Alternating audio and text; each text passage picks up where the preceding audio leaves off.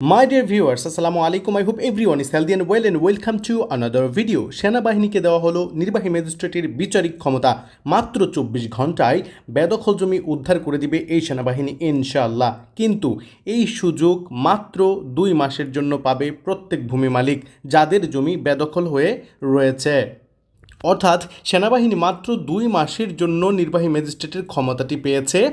যারা সেনাবাহিনীর কমিশনপ্রাপ্ত কর্মকর্তা তারা এই ক্ষমতাটি অ্যাপ্লাই করতে পারবে। কয়েক মাস আগে স্বরাষ্ট্র মন্ত্রণালয়ের জননিরাপত্তা বিভাগের আইন ২ অধিশাখা থেকে একটি প্রজ্ঞাপন জারির মাধ্যমে মোবাইল কোর্টকে এই ক্ষমতা দেওয়া হয়েছিল, অর্থাৎ নির্বাহী ম্যাজিস্ট্রেটকে এই ক্ষমতা দেওয়া হয়েছিল যে জমির দখল উদ্ধার করে দেওয়ার জন্য। এখন সেনাবাহিনী এই ক্ষমতা প্রয়োগ করতে পারবে। জারিকৃত স্বরাষ্ট্র মন্ত্রণালয়ের এই প্রজ্ঞাপনে বলা হয়েছিল যে ভূমি অপরাধ প্রতিরোধ প্রতিকার আইন ২০২৩-এর ধারা ৭, ৯, ১০, ১১, ১২ ও ১৩ ধারার অপরাধগুলো মোবাইল কোর্টের মাধ্যমে বিচার করা যাবে। এই ক্ষেত্রে নির্বাহী ম্যাজিস্ট্রেটগণ মোবাইল কোর্ট আইন ২০০৯-কে ফলো করে তারা এইসব সমস্যার সমাধান করবে। অর্থাৎ এই প্রজ্ঞাপন বা গেজেটের মাধ্যমে কিন্তু মোবাইল কোর্ট আইন ২০০৯-এর তফসিলভুক্ত করা হয়েছিল ভূমি অপরাধ প্রতিরোধ প্রতিকার আইনটি। তখন থেকেই নির্বাহী ম্যাজিস্ট্রেটের মাধ্যমে এই অপরাধগুলো বিচার্য, অর্থাৎ অবৈধ দখল, তারপর জমির দখল না দেওয়া, বিক্রি করে এইসব যাবতীয় জিনিসগুলো।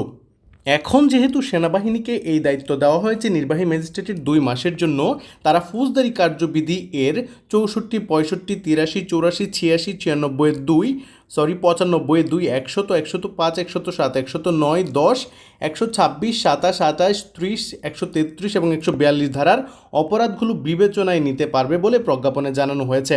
এই ক্ষেত্রে তারা নির্বাহী ম্যাজিস্ট্রেট যেভাবে দায়িত্ব পালন করে তারাও সেভাবে দায়িত্ব পালন করবে। সুতরাং আমরা আজকে এই ভিডিওতে জানব সেনাবাহিনী কিভাবে এসব ধারা অনুযায়ী নির্বাহী ম্যাজিস্ট্রেটের ক্ষমতা ব্যবহার করবে, তারপর জমির বিভিন্ন সমস্যা নিরসনে সেনাবাহিনী কিভাবে কাজ করবে, তৃতীয়ত হচ্ছে দখল উদ্ধারে এই ক্ষমতা কিভাবে ব্যবহার করবে, এবং সবশেষে আমি নমুনা পিডিএফ বা ফরম্যাটটি আমি দেখিয়ে দিব কিভাবে আপনারা সেনাবাহিনীর নিকট আবেদন বা অভিযোগপত্র দায়ের করবেন দখল উদ্ধার করার জন্য।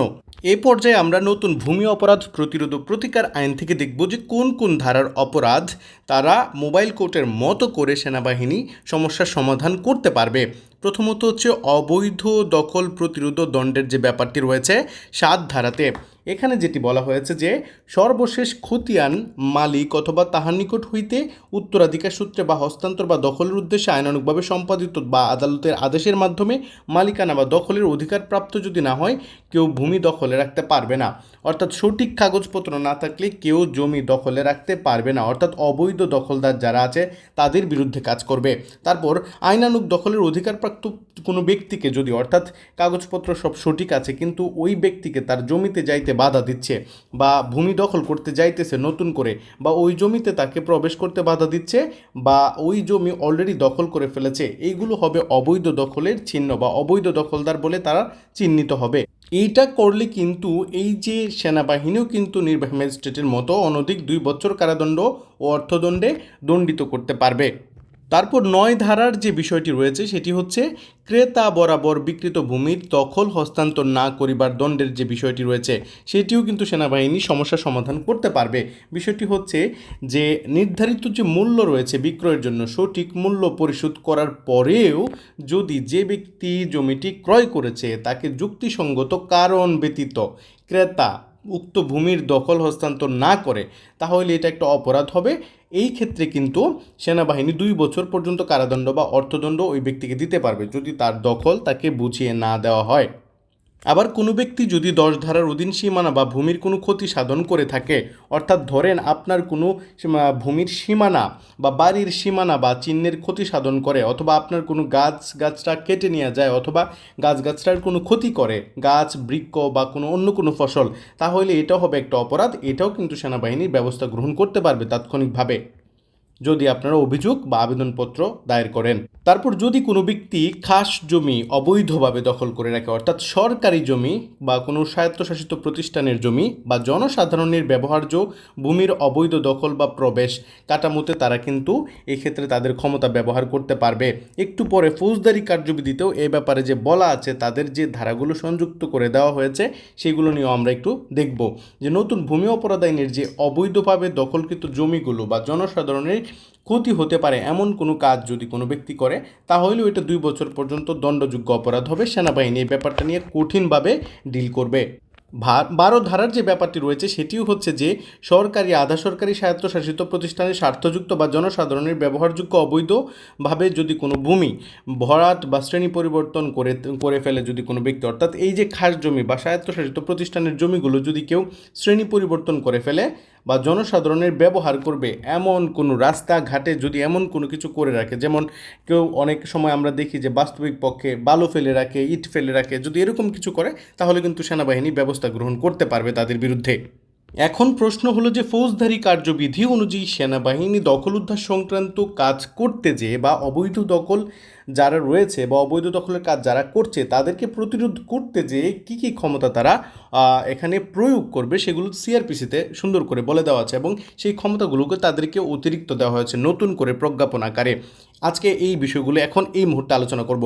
ধারা 64তে বলা হয়েছে সিআরপিসির যে তার উপস্থিতিতে সংঘটিত অপরাধের বিষয়ে বলা আছে, অর্থাৎ যখন কোনো ম্যাজিস্ট্রেট তার নিজের উপস্থিতিতে দেখবে যে অপরাধ সংঘটিত হচ্ছে, তখন তিনি কিন্তু সামনে কোনো অপরাধ সংঘটিত হলে অপরাধীকে গ্রেফতারের আদেশ দিতে পারবেন। এই ক্ষেত্রে এইখানে আজকে থেকে ম্যাজিস্ট্রেটের যে পাওয়ারটি রয়েছে আগামী 2 মাস পর্যন্ত কিন্তু এই ক্ষেত্রে সেনাবাহিনী সেটি ব্যবহার করতে পারবে। আবার ধারা 65তে বলা হয়েছে, ধরেন এখানে যদি উপস্থিত না থাকে ওই ব্যক্তি, গ্রেফতার করার ক্ষমতা তার রয়েছে বা তারও উপস্থিতিতে যখন দেখবে ঘটনাটি ঘটেছে বা ওই ব্যক্তিকে তখন এখানে পাওয়া যাচ্ছে না, তখন সে গ্রেফতারি পরোয়ানা কিন্তু ওই ব্যক্তির বিরুদ্ধে জারি করতে পারবে। ধারা 107 যে ব্যাপারটি বলা হয়েছে সেটি হচ্ছে শান্তি রক্ষা ও সদাচরণের মুচলেখার কথা বলা হয়েছে, অর্থাৎ যদি কখনো যখন এরকম হবে যে কোনো ব্যক্তি অবৈধভাবে জমি দখল করতে গেছে বা অন্য কোনো বেআইনি কাজ করতে গেছে, এই ক্ষেত্রে সেনাবাহিনী কী করতে পারবে, তাদেরকে সামনে এনে শান্তি রক্ষা ও সদাচরণের মুচলেখা নিতে পারবে। ব্যাপারটি হচ্ছে যখন কোনো ব্যক্তি শান্তি ভঙ্গ করতে পারেন বা সর্বসাধারণের প্রশান্তি বিনষ্ট করতে পারেন এমন কোনো কাজ করতে পারেন যাতে শান্তি ভঙ্গ হতে পারে, তখন ম্যাজিস্ট্রেট যদি মনে করেন তাহলে ওই ব্যক্তিকে শান্তি রক্ষার জন্য 1 বছরের অনধিক সময়ের জন্য মুচলেখা দেওয়ার জন্য কারণ দর্শাইতে বলতে পারেন, অর্থাৎ তার কাছ থেকে মুচলেখা নিবে সে যেন এরকম শান্তি ভঙ্গের কাজ না করে। যদি এরকম আশঙ্কা থাকে যে ওই ব্যক্তি শান্তি ভঙ্গের কাজ করবে, যেমন কারো জমি দখল করতে যাওয়া বা দখলের কোনো হুমকি দেওয়া, তাহলে এই 107 ধারার অধীন ক্ষমতা প্রয়োগ করে সেনাবাহিনী, পূর্বে ম্যাজিস্ট্রেট ছিল এখনও ম্যাজিস্ট্রেট আছে, এবং সেনাবাহিনীকে অতিরিক্তভাবে এই বর্তমানে যে এই ক্ষমতাটি সেটি প্রয়োগ করার অধিকার দেওয়া হয়েছে।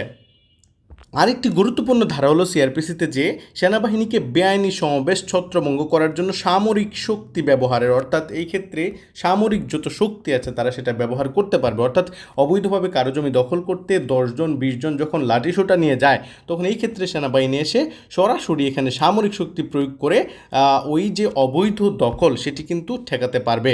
তারপর যদি আমরা দেখি 133 ধারাতে বলা হয়েছে যে নির্বাহী ম্যাজিস্ট্রেট কী করতে পারবে, পুলিশ প্রতিবেদন বা অন্য কোনো সংবাদ পান যে জনসাধারণ আইনগতভাবে ব্যবহার করছেন বা করতে পারেন এমন কোনো জিনিস, যেমন এটা হচ্ছে সরকারি কোনো বিষয়, অর্থাৎ জনসাধারণের যে খাস জমি বা নদী নালা খাল বিল এইগুলা যে আছে সরকারি জমি বা খাস জমি, এগুলা বেআইনিভাবে যদি কেউ দখল করতে যায় বা কোনো বিঘ্ন ঘটাতে যায় এগুলাতে, তখন কিন্তু এই 133 ধারার অধীন ম্যাজিস্ট্রেট কিন্তু এই ক্ষমতা প্রয়োগ করতে পারে। এখন ম্যাজিস্ট্রেটের জায়গায় সেনাবাহিনী এই ক্ষমতাটুকু প্রয়োগ করবে।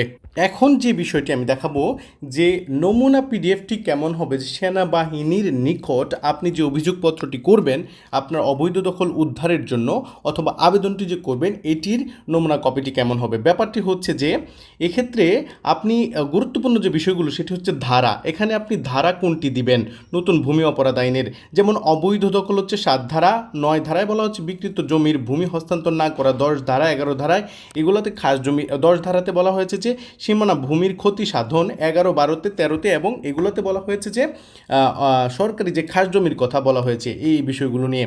এখন কথা হচ্ছে যে প্রাইভেট প্রপার্টিগুলো 7, 9, 10 এগুলো নিয়ে মূলত ডিল করে অবৈধ দখলের। এখন যে ধারাটি আপনার উপযুক্ত সেই ধারাটি আপনি এখানে লিখে দিবেন ধারার ক্ষেত্রে। তারপর বিষয় যেটি কী হবে সেটি হচ্ছে মোবাইল কোড আইন 2009-এর অধীনে সেনাবাহিনীর মাধ্যমে মোবাইল কোড পরিচালনা করে অপরাধ আমলে গ্রহণপূর্বক ভূমি অপরাধ প্রতিরোধ ও প্রতিকার আইন 2023-এর ধারা আপনার জন্য যেটি উপযুক্ত সেটি আপনি এখানে লিখে ব্যবস্থা গ্রহণ প্রসঙ্গে এই ব্যাপারটি বলবেন, ঘটনার তারিখ, সময়, ঘটনাস্থান ইত্যাদি এখানে লিখে দিবেন।